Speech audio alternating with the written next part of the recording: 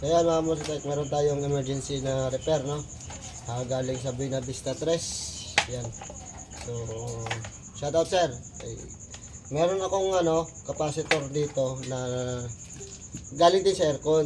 So, goods naman yan. Pakita mo. Goods naman to. Ang ginawa ko lang, yan, flat na flat, walang kabasa-basa. Ang ginawa ko lang, ipaghihiwalay lang natin sa fan at saka sa compressor para hindi agad masira. Yun ang gagawin natin. So, abangan nyo lang sir. Wawiring ako muna. Para matest ko rin kung goods ba. No? Kung gumagana ba. Ganito yung for testing natin guys. Para sa hindi pa nakakaalam, ganito yung ginagawa namin para matest kung goods yung kung fan motor. Yan, kukuha ka ng isang supply dito, ilalagay mo dito sa common. So ilalagay mo siya rito. Yan.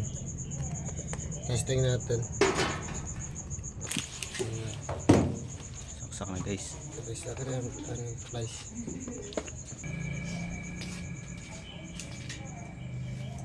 Guys, umiikot na siya. So yan. Yun. Ito po siya guys. Narepair na natin. Tapos compressor. Yan. Lamig mo na rin. Mandar na yung compressor. Ayos! So linisin na lang natin, no? Okay guys, deliver na kami. Kaya mga Musitek, may deliver ulit tayo yung ginawa natin kanina, no? Quick repair yan ang nangyari. So buti na lang may pyesa tayo. At napalitan natin kaagad. So ihatid na natin. Let's go! Tayo sa kahabaan ng Aguinaldo Highway, no? So pupunta tayo Buena Vista 3.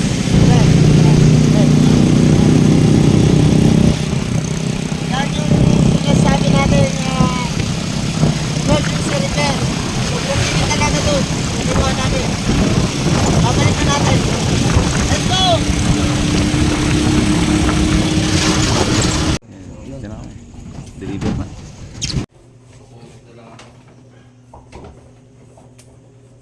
Saksaw na.